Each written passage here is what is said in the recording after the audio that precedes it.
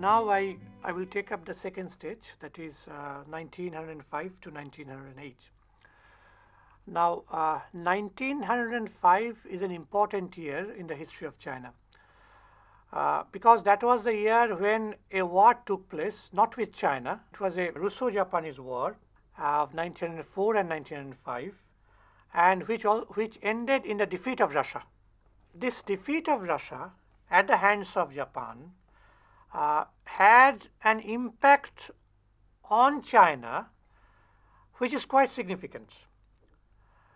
As a matter of fact, it removed China's sense of shame by being defeated in the hands of Japan earlier, because Chinese people started to feel that if such a large country like Russia could be and Russia was taken as a European country, if such a large European country like Russia could be defeated by such a small Asiatic country like Japan, then there should be no harm, there should be no shame in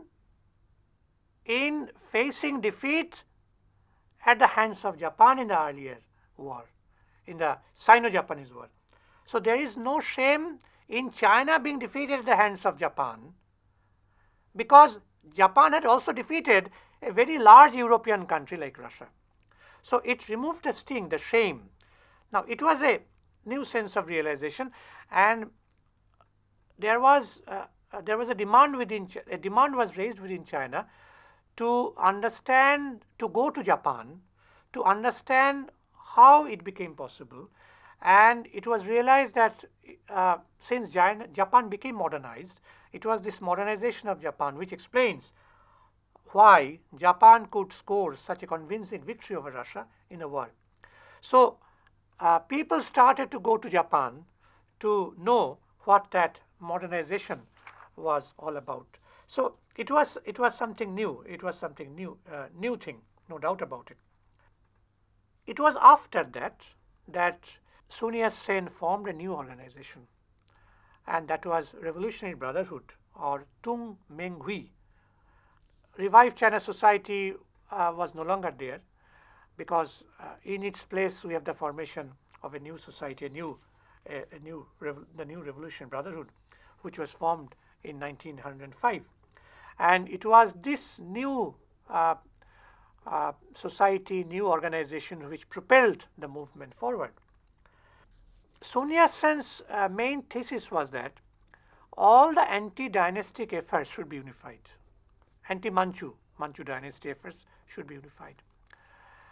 And he knew that since there are many groups, there should be unification of the groups, and there should be no sporadic outbreaks, isolated outbreaks, because if there are isolated outbreaks, then that would lead to chaos, and foreign powers would take advantage of the chaos and would intervene.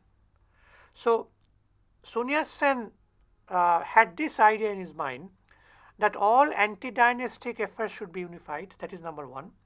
And the second was that the revolution movement should proceed in such a way that foreign powers would not find any pretext for intervention in China. So these were the two things which had been uppermost in his mind. He, of course, organized the students, Chinese students who had been staying in Japan at that time. In fact, Sun Yat-sen was back from Europe to Japan by then. He had been staying there, and it was in Tokyo that in July 1905 that there was the meeting, and after the meeting this new society, Tung Meng Hui, was formed. Now this Tung Meng Hui was different from all previous revolutionary bodies, not just the Revived China Society, Sing Chung Hui, but other revolutionary bodies also. Now all other bodies bore the mark of secret societies, and all those bodies were rather local in character. But this new organization was something like a modern political party. It very much resembled the features of the modern political party. And it was not at all local in character, it was quasi-national, regional or quasi-national or national in character. The other bodies were located in the coastal zones, most of the other bodies. But this new body, this new organization extended its network to the interior of China. Other bodies were mostly concentrated in Canton, Cantonese in character, overwhelmingly Cantonese. But the new organization was more broad-based, and it commanded multi-provincial and even national support. And it also enlisted the support of the intellectuals, overseas Chinese, many of the overseas Chinese, secret societies, small and middle sized businessmen, particularly those who had been doing their business in the city of Shanghai. Now, this Tung Meng-Hui leadership adopted a program of revolution. It consisted of 8 documents, including the Manifesto of the Military Government, Manifesto of the World, and many other things. And meanwhile, Sun Yat-sen also developed his 3 principles of the people: people's nationalism, people's democracy, and people's livelihood. We are not going into Sun Yat-sen's principles today. The first decade of the 20th century witnessed a nationwide crisis throughout China. The Qing rulers had already surrendered to the foreign powers, and there was inflation, widespread inflation, financial turmoil, industrial development was totally crippled, and China's position in the outside market, outside world also deteriorated, and foreign powers were busy making inroads into China, making compromises among themselves, and doing their best to make inroads into China. And this internal crisis of the Manchu state, an imperialist penetration, manifested itself in the occurrence of disturbances in many areas. There were sporadic outbreaks, tax riots, political movements of one type or another. There were revolts in some counties, important revolts in some counties, in the Guangdong province, in the Guangxi province, in the Anhui province, etc. But all these movements were crushed by the Manchu rulers. But despite the failure of these rebellions, as the Chinese historian Tang Liang-li argues, none of these movements was dead, because these movements kept alive the revolutionary heritage,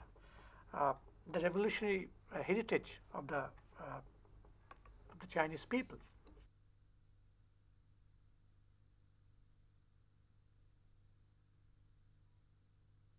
Third stage of the revolution of 1911, which starts from 1909.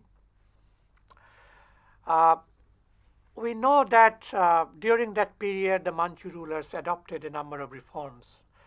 There was the later Qing reforms from 1901 to 1908. And then in August 1908, a 9-year program of constitutional reform was adopted. And the main aim of the Manchu rulers was to pass on to a parliamentary form of government on the Western model. But then the psychology of the Chinese people had gradually became favorable for the Chinese Revolution. Now, those who had experienced limited parliamentary power wanted to have more. They were not satisfied, so they were eager for having more and more such constitutional power. And provincial spirit also developed. We have pointed out earlier that railway lines were constructed, and the ownership of the railway lines, railway companies were handed over. Control was handed over to the foreigners. So that naturally caused a public outcry against these changes. The government retaliated by arresting people, and so that led to more and more movements of one type or another.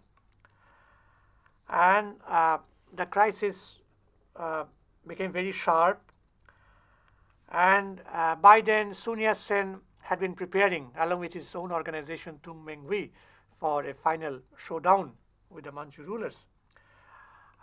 He activated secret societies, particularly the Triad Society. Triad Society was activated by Sun Yat-sen during that period. Actually, the movement started in September 1911. There was a rising in Sichuan, which stimulated the revolutionary mood of the people. And events were precipitated by the accidental explosion of a bomb in an ammunition depot in Hankow in October, 9th October 1911. Then the Imperial Army at Wuchang mutinied. These people came from Japan. These were the Chinese students, military students, who went to Japan to receive military training. And when they came back to China, they had by then been sufficiently influenced by revolutionary ideology. And so we have the Wuchang mutiny, and the viceroy fled. And in fact, within a few months, a number of the provinces of China came under the control of the Republicans. The Manchu rulers were defeated. They had to step down. Wan Shikai now became the premier of China, and he favored a settlement. Sun Yat-sen proclaimed the republic, and the date was 1st January 1912. It was in Nanking, and in fact, the China came to be divided into two parts. The Republicans were in control of South China, with Nanking as their capital, and Wan Shikai and his forces were in control of North China, with Peking as the capital. It was this revolution of 1911 which naturally got rid of the Manchu rule, and a new form of government, the Republican form of government, was established for the first time in China. My question is, what role did the growth of provincialism play in the movement? I have pointed out in the last episode that when they introduced the later Qing reforms, there was an attempt at centralization. Modernization also means centralization. In the earlier period, there were regions, the regional governors who enjoyed powers. And there was the formation in the later period of a central army under the command of the central government, Peking government. So provincialism, it affected provincialism. And then in our period, when railway lines were being established, railway lines were constructed through different provinces. It moved from one province to another. But provinces did not have any say, did not have any role to play, because railway lines, these are owned and controlled. Their ownership and the control both were handed over to the foreign powers by the Manchu rulers. So naturally, people living in the provinces, the powers that be in the provinces, they were very angry, and so they became anti-Manchu to a large extent. So if any attempt was made to put an end to Manchu rule, they would willingly extend their assistance to those efforts. So my question to you is that you were talking about the Revolutionary Brotherhood, this society, they attracted widespread support of these secret societies. So were these societies themselves secret, the Revolutionary Brotherhood and the Revived China Society, were they themselves secret societies? Yes, they had to operate in a clandestine manner, because they, in one sense or other, they had declared a war against the Manchu state. It's a war against the Manchu state. So their main aim was the end of Manchu rule. So it's a war against the Manchu state. So they cannot operate openly in China, never.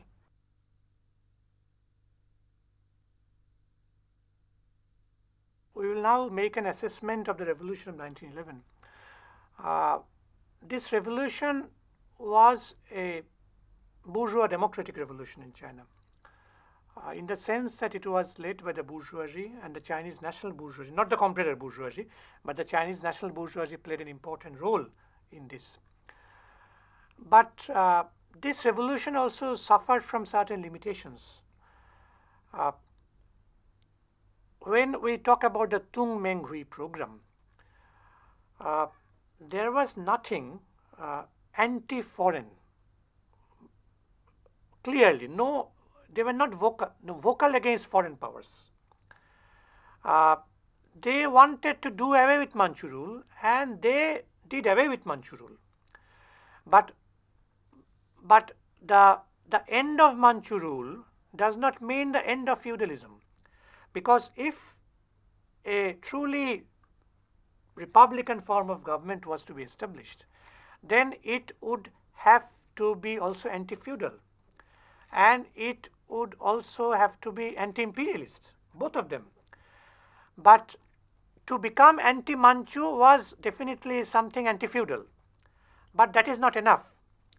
So in both these cases, these were two of the major limitations from which it suffered. It was not totally anti-imperialist because it avoided making any public statements against foreign powers, because they felt that if they are very much anti-foreign in their statements, then foreign powers should intervene. So they should get some pretext. That was his consideration. And the second point was that it did not put an end to feudalism. So the Chinese society remained as before, more or less, even though the Manchu rule came to an end. So it was a failure in that sense, and it was of course incomplete. And that is the reason why in 1949 Mao Zedong had to accomplish the new democratic revolution, anti-imperialist and anti-feudal.